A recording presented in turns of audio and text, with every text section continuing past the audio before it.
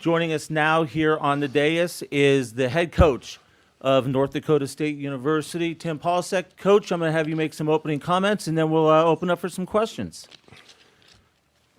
Well, obviously, it's been great to be back in Frisco. I want to start by just thanking Team Frisco. It's obvious to me that this game and the city have not only done a great job, but have progressed forward. I mean, it's a first-class operation. It feels much more like a bowl game, and I do have experience with that. I think 6 out of 7 years I was able to be part of that when I was away, and it sure feels like a bowl game now. And so thank you to everybody. I want to thank all of our support for getting us this far. I think it's just I take every opportunity I can to give credit to Jim Kramer, Ryan Napoli, Derek Lucan's been unbelievable. We haven't had a hiccup with the travel. The organization, the administrative support at North Dakota State is second to none. And our young people that provide us our uniforms and Gatorade and all that are first class, and they've got bright futures. And, you know, we're looking forward to our final practice today. I think that's the most important thing going on right now, is that we finish this prep out correctly. We come to meetings. We show up with meetings tomorrow. And we have great intent like we have practice here for basically 2 weeks. You know, we're just super excited. I want to say congratulations to Marty Brown, you know, with the Jerry Rice Award tonight. I'm really looking forward. I'm saddened that his mother had to work and couldn't make it down here, but he'll have some support there. We're excited for Marty's future, and he earned that award. And then obviously Cam Miller being a finalist. However that goes, that's a heck of an achievement, and I'm really looking forward to seeing Coach Miller tonight, his dad, and his grandparents. And so with that, we'll open it up for questions. Thank you so much, Coach. Once again, just like we did this morning, we'll pass the mic around. Just raise your hand. And if you could give your name and affiliation before you ask your question, that would be great. And Mike, we'll go ahead and start right here, second row on the right.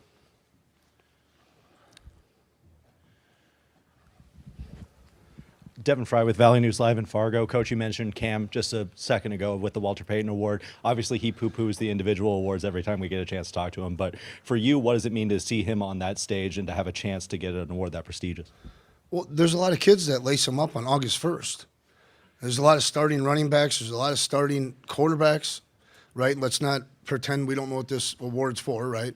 Just like the Heisman, typically. And, you know, for him to be able to compete and improve and be tough, you know, for the duration of this season, to find ways over the summer and spring ball to improve, to embrace any of the change that's happened here over the last 12 months is remarkable, you know, and he's doing it, you know, with some different guys, you know, at receiver, and there's some guys that are back, but the relationship that him and Bryce have developed on the football field is obvious right now. He's got a lot of connection there, and so I'm excited for Cam because he's taken complete ownership of the protection side.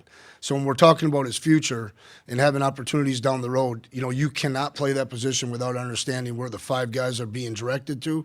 And then he has a really good handle on our run game as far as base rules and the things that he'll have to do potentially at the next level.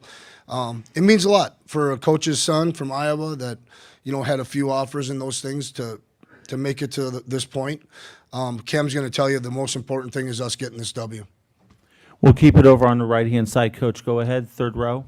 Cory, Dave Campbell's Texas football.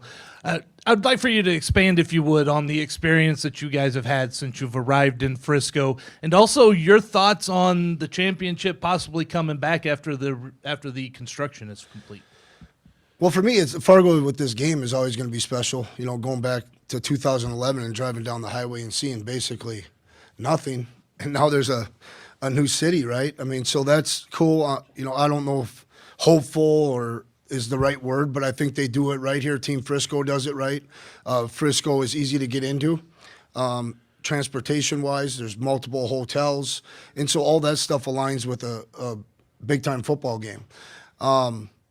You know, I'd second that, I guess, with just seeing the growth, and then for myself to get here, we planned everything so we could get everything done in Fargo yesterday as far as a football day.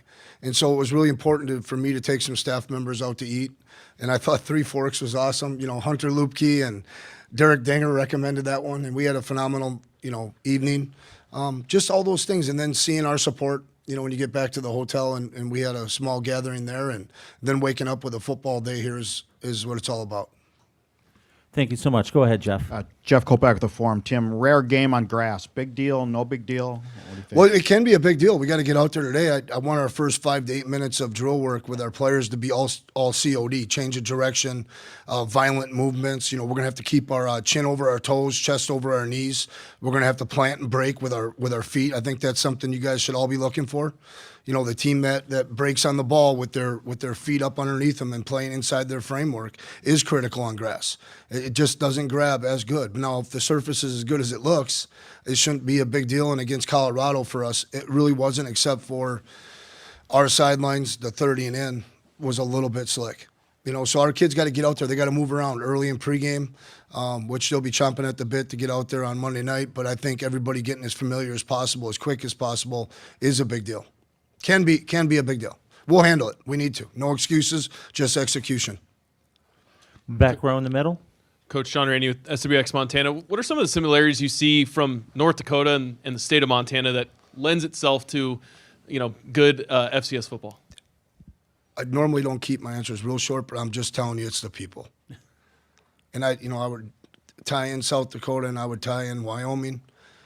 I would tie in Minnesota and Wisconsin. Just, really good people that care for each other, have a respect level for earn it. Okay, you got to earn things, right, in order to be respected. And that's about where I would stop. I don't have any experience recruiting Montana. We'll come up here front row on the right. Slim Kimmel, Montana Television Network. You guys play in a dome, obviously familiar with cold. Do you see the weather being a factor at all tomorrow? No, we said no to the heated benches. We're going to go to a battle. I know Coach Vegan will have his guys ready. 30 degrees or 20 degrees is nonsense. We've got experience in the cold, but we are indoors all year round now with an unbelievable facility. In the spring and in the summer, though, anytime we get a chance, I learned this from Coach Ferentz, and Coach Bull. Anytime you get a chance, you go out and practice in the rain, you practice in the elements. I'm not concerned about that. These guys have worked way too hard for some cold weather to get involved. It's nothing like the NFC Championship game at Green Bay, minus 23, I can tell you that. I was at that game. Dom, go ahead. Tim, Dom Izzo, WDAY. You might be in the unique position that you face the Heisman Trophy winner and potentially the Walter Payton winner. Just your thoughts on those kind of players and the kinds of matchups you've had this season. Yeah, you made me think about the hitch and then just go score. That was really remarkable. But I tell you, we grew. We had a couple guys. Duff won't play this week, but Duffy battled Travis Hunter. I think he grew up a lot. His confidence grew, even though he got beat in the end zone a couple times there. And then to play the more I study this film, I don't want to put him, on some he's a good player. He's Jordan Lynch to me. We were really a team in 2013 that we would call 4 verticals to get scramble opportunities. And Jordan Lynch went back-to-back weeks against the Michigan schools, 323, I believe, and then 357.